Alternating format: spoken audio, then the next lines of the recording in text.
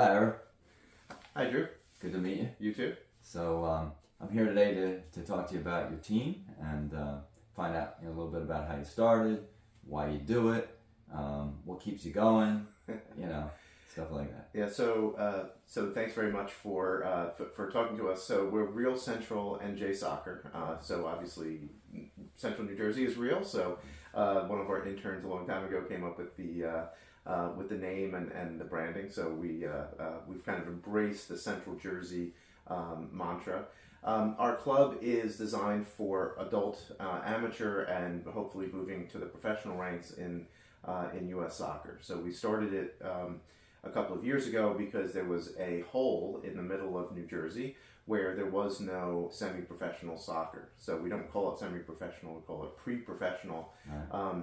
So we looked around, or I looked around, because I wanted to get more involved in soccer. I've played the game since 1976, and I've coached and refereed. And the closest teams were like an hour away. So Wow. we said, okay, well, look, when college kids come home for the summer, they need a place to play with high quality coaching and with high quality competition. So I got together with Ben and Jeremy, my co-owners, and we founded Real Central New Jersey Soccer to bring both the men's and women's high level summer teams to Central New Jersey. So you have to forgive me because I don't know a whole lot about soccer. Now, when you say adult, out of high school, in college, or not in college, or So most of our players are college collegiate athletes, mostly D1. Many have scholarships, but others as well. So some players who play for us never had the chance to go to college because when they graduate high school, they went to technical school or they had to get jobs to support their family. So we give them a platform to play, to showcase their talents. But a majority of our players are high level collegiate Division I athletes. all right, very nice. And now, how long did you say you were doing this? So we founded the club in 2020, just before the pandemic, actually, Oh, wow. and we announced that we were going to be playing in USL League 2, which is the highest level amateur soccer league in the country. It's a national league with 12 divisions and then playoffs for the winners and second place teams in each of those divisions. So there is a national champion crowned in late July, early August every year. Wow. We're similar to the Cape Cod Baseball League for those people who are familiar with how baseball works, where we start in May and we go through when the players have to report back to their colleges in early August. So it's a really it's a short season, but it's very high level, very high quality. I would. Many of our players have aspirations to go pro, and we've had a few of our players already move on to the professional ranks. Nice. So where do you play? So we currently play at Rider University. It's a great little venue. We have food trucks and we have a beer garden at select games. So it's a really great atmosphere when you get hundreds of people cheering for local talent, because almost all of our players are local. There's some other teams in the area that like in Ocean City, where almost all of their players come from international and are not from the area. But our mission here is to highlight Central New Jersey talent. So a vast majority of our players, both in our men's and women's teams, are from right here. They grew up here. They play for local clubs. They play for local high schools, and then they went on to college, and now they come back for the summer to play with us. Nice. So I graduated from Rider, so that's interesting to know. I see Mercer County Park has big crowds of people all the time playing soccer right off of, I think that's Hughes. Yes. Now, is that a league? So there's a number of different leagues around the area. So we actually do have full year teams as well. Again, to allow adults who maybe have graduated college but didn't play pro but still want to play competitive soccer. We play in regional leagues and in state leagues just in this area. So one is called the Eastern Premier Soccer League. There's teams in Philadelphia, Lancaster, and we're in the central division of that called the Delaware River Conference. So that's our highest level full year team, and then we have grassroots teams, and those teams sometimes play at Mercer County Park. They play at Mercer County Community College as well as Rider University. So we provide full year programming for those people who want to play high level competitive soccer. Now, is this costly, or like how does it compare? So well, it Depends. So our full year teams are pay to play. So, but we try to keep it at cost or near cost. We also have some great sponsors. So we don't pay and we can't ask for money from our summer teams because the NCAA rules and the league rules don't allow for that. So we have some great sponsors like Capital Health, like the Buxton Complex, Nicole Bernard Povio, who's an local attorney. So we have a number of sponsors who help fund the operation of those teams, and of course fans, right? So the fans coming through the gate, it's a cheap night out. It's less than going to the movies, right? So it's $10 a ticket. You get to be outside, go have a burger at the food truck, go have go get a beer at the beer garden, and cheer on your local soccer team. That's interesting. So you're saying that there are now. I'm engaged now. My fiance has a son who plays pretty competitively on a travel team. He's a sophomore in high school, and so I'm just starting to learn about soccer through him. And so when he graduates, if he's in college, he could come and play on the team. So he's in Hunterdon though. He could still come to us. There's other teams as well. So in New Jersey, within the pre-professional soccer landscape on the men's side, we're here in central New Jersey. FC Motown is up in Morristown. You have Morris Elite. They play actually in Essex County. There's FC Monmouth, who are friends of ours. They play they're out in Red Bank. So you can see that there's enough teams now, I think, in New Jersey at this level where if you're at a high enough level, you can play. We do have a second summer team as well. It is pay to play because unfortunately we can't fund everything. That would put us into bankruptcy very quickly. But again, for a couple of $100, you can, players who don't make our USL2 team can play in our under 23 teams that we train at Mercer County Park and play those games in a league that plays in the summer at Mercer County Park. So that's a way for those players to get a couple of days of training a week, plus they play a one or two competitive games a week, and then we take off the weekends, right? So it's the summer for these guys, and obviously most of them have day jobs or internships since they're in college. So they're still able to stay in shape and be prepared for their fall collegiate seasons, and that's the goal of these summer programs that we have. Sounds like a lot of fun, and it sounds like you're doing it in a nice way with the food trucks and everything like that. And it's great that for a night out. So I have to tell him that.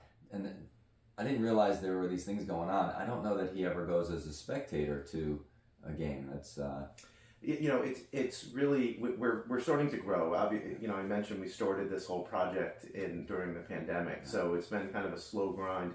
But we had a 34% increase in our attendance last year for fans. I think part of that was probably the move to Ryder, and part of it's just that we're post the pandemic now, so people are more willing to come out to group events and things. Well, it's outdoors too, right? Yeah, it's outdoors. So even if you're a little worried, at least you're outdoors. That's right. Yeah. So our first year, our average attendance was terrible. It was 2021.